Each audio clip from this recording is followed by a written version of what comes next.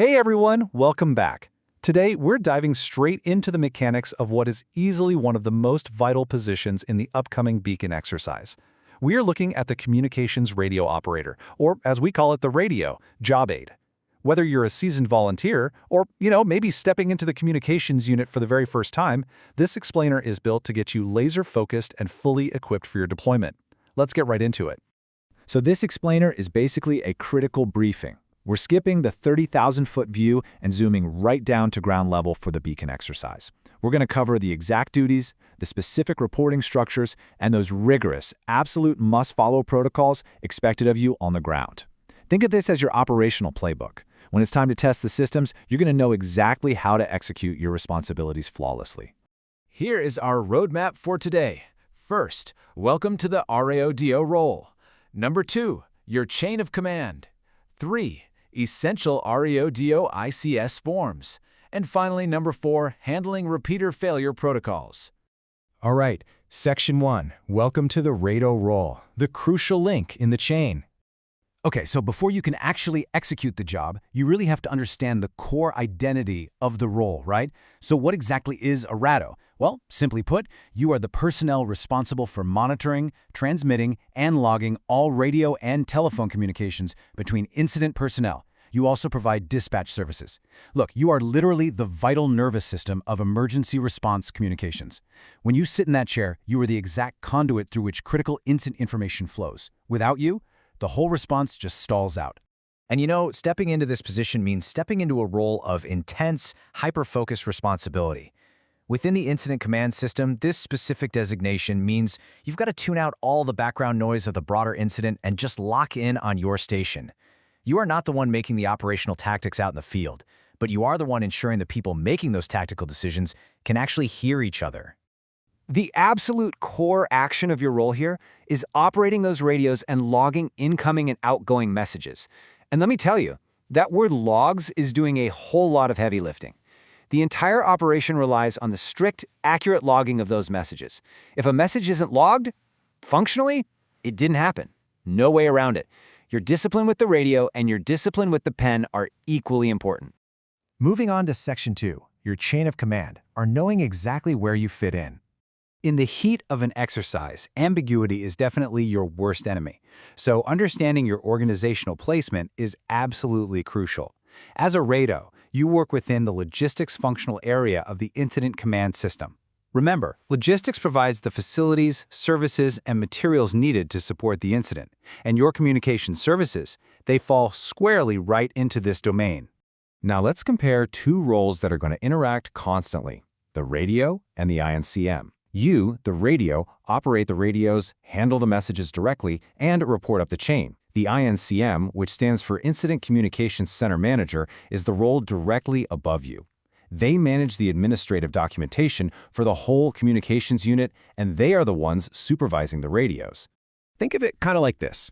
The INCM manages the central incident communications hub.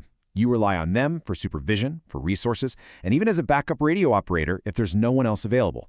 They manage the hub itself. You manage the traffic on the airwaves. Makes sense, right? All right, on to Section 3, essential RADO ICS forms, the operator's toolkit. Look, I totally get it. Emergency paperwork can sometimes feel like a bit of a chore, but these forms absolutely protect the integrity of the entire response. And listen, if you remember only one form from this entire explainer, it has to be the ICS 309. This is the communications log. It's the primary RADO log. This is your absolute critical priority for documenting pertinent radio and phone traffic during the incident. Every single call sign, every message, every timestamp goes right here. It is the official historical record of the communication flow. But your toolkit does go well beyond just a single log. Before you deploy, you've got to verify your full loadout. You'll need the position job aid to actually guide your duties. Keep the ICS 205 incident communication plan handy so you know your frequencies. You have that ICS 309 communications log for the traffic itself, obviously. Then there's the ICS 211 check-in list to officially mark your arrival, the ICS 214 activity log to track your personal significant actions throughout your shift, and finally the ICS 225 credentialing report. Try not to think of these as just a stack of paper. They are the instruments that keep the whole shebang organized and fully accountable. Section 4, handling repeater failure protocols, what to do when the system goes down. During the beacon exercise, you absolutely must be prepared for the exact moment normal operations fail. Because when that primary system goes down, you don't freeze. You immediately initiate protocol to maintain the net. This right here is where your training truly gets put to the test. It's where you take direct action to keep everyone connected. And when that repeater fails, sticking to this 4-step process is totally non-negotiable. Step 1. Announce the repeater failure protocol to the net. Step 2. Switch the net over to the repeater's output frequency. Step 3. From that exact point on, you monitor exclusively for emergency traffic. And Step 4. You announce scheduled updates at predetermined intervals. It's crisp, it's clear, and it keeps literally everyone on the exact same page. And here is exactly what that sounds like on the air. You project authority and say, "This is call sign, engaging in repeater failure protocol. The net is operating on the output frequency of the name of repeater." By sticking exactly to the script like that, you remove all confusion and establish immediate control over a really degraded communication environment. Now, once you're in this protocol, you follow strict, scheduled update rules. You're going to announce situation reports regularly at required intervals. If nothing has changed, you explicitly state, "As of this date and time, there are no new updates." But here is the most crucial rule of them all. Absolutely no roll call during scheduled announcements. Why? Because you absolutely cannot risk tying up the net with administrative check-ins when you're supposed to be strictly monitoring for emergency traffic. Eventually, the crisis passes and infrastructure comes back online. The transition safely back to standard operating procedures has its own distinct rhythm. First, you wait until the repeater resumes normal operations. Then, net control steps in to announce that the repeater is operational immediately.